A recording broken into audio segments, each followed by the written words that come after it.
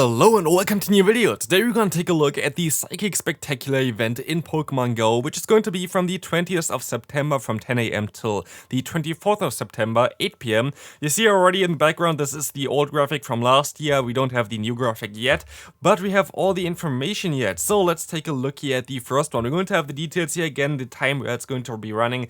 We're going to get increased XP for curveball throws during this event as well, which is going to be interesting for those people that are not level 50 yet. We don't know how much they're increased, we only know that they're increased.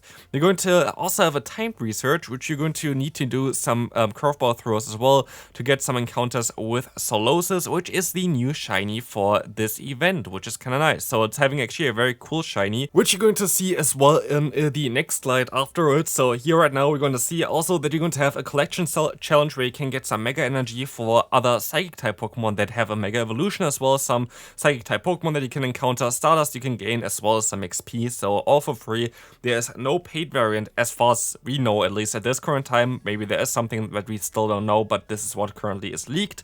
And we can move on to the wild encounters. And as we can see here right now, we're going to see down there the Solosis now, the new shiny is going to be blue instead of green, which looks really cool. I think it looks a little bit better in game most likely compared to this comparison here right now, but it's still a very cool shiny for sure. Otherwise, we're going to see a ton of Pokemon that are very decent for both PvE and PvP. For example, Rowl's going to be very nice as the Gardevoir. Mega Gardevoir is one of the strongest raid attackers as well. We're going to have the Meditite here, which is of course for Medicham, for anybody who's still missing that one out for PvP, the most important Pokemon by far for the Great League meta. Very strong pick.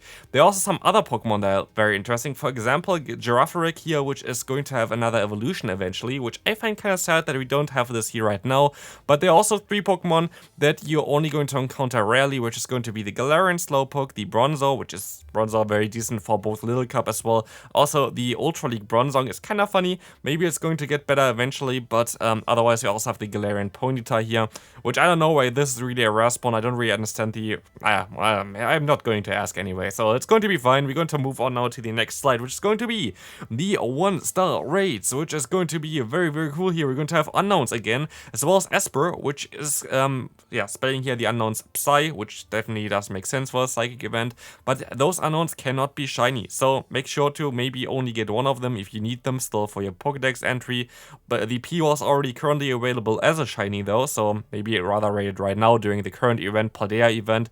But yeah, that's going to be the 1-star raids. Maybe, like, if you still need them, definitely you can rate the unknowns. 3-star raids here are going to be the Alone Raichu, the Galarian Mr. Mime, and the Hisuian Braviary, which is kind of funny because you have like the different regions here, Alolan, Galarian, Hisuian. I think that was on purpose as well, so kind of funny Easter egg there. But otherwise, we're going to have here the Raichu, which is actually a cool Pokemon. Definitely very rare to be seen in raids, I feel like, recently. So, like, definitely a decent chance of getting this Pokemon. Galarian Mr. Mime is definitely something that a lot of people don't have the shiny of yet if you weren't at like a in-person Go Fest, because they were spawning everywhere and I was sick of them. But Hisuian Braviary, we had a raid day. If you still didn't get some decent ones from that one, you can still definitely do those raids if you want to. They're all kind of easily soloable. So now we're going to take a look at the 5-star raids. We're going to have the Burn Drive Genesect coming up for most of the event basically. Just for the final day, we're going to have a different one with either Raikou, Entei, or Suicune, which is going to be interesting as, those Pokemon definitely going to be also kind of nice because we haven't had the Raikou, Entei, and Suicune. Hopefully, they're going to give them special moves as well, which we don't know yet, but it does not seem like it right now at least.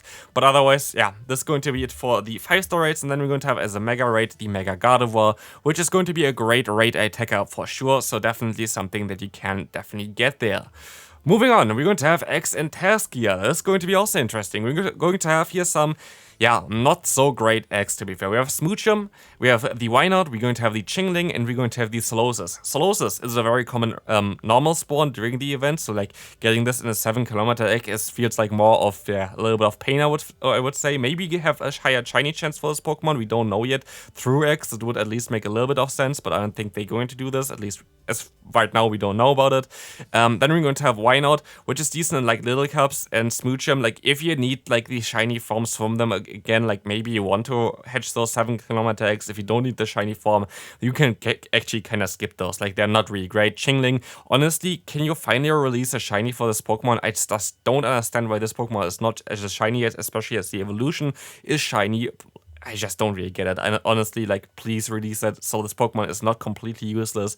But otherwise, you're going to have some field research tests. Kadabra, kind of nice if you want to get like Alakazam for the Mega Evolution. Definitely a way to get some decent Kadabras there already, because you have like Crest IVs, at least 10, 10, 10 in all IVs. We're going to have the Galarian Slowpoke, not as interesting. Wobbuffet, also not as interesting for PvP. You need to have a purified variant to get return on this Pokemon.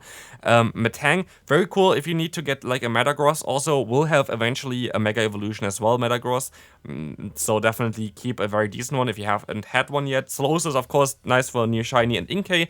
Very cool Pokemon for both Great League and Ultra League, kind of underrated. But now let's take a look at the tier list at the end here, where I just put everything kind of together for you.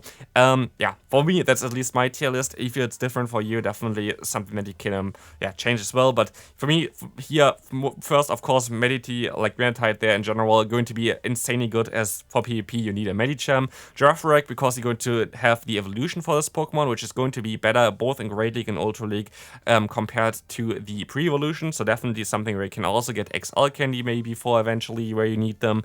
Genesect, New Shiny, also very strong now, got a little bit of a buff this season with Exeter, very cool Pokemon. Rolls, mainly for PvE, of course, so you need the Shadow variant for PvP. Solosis, New Shiny, Metang, of course, for future of Metagross, something like this, if you don't have a decent one for them yet. Otherwise, some notable ones here. Raikou is, I think, a very decent raid attacker for the electric type, certainly not as good for PvP. Entei and Suicune, both are really bad for PvP. I think Entei is a little bit maybe not as a play like as a raid attacker, but Suicune is just too bulky for it. So those Pokemon not as interesting. Raikou is a little bit better there. Unknown, of course, if you still need them, definitely you have the chance to do them there. But otherwise, that's going to be it for today's video. I hope you enjoyed this one. If you did, feel free to leave a like, and yeah, I'll see you then. Bye bye.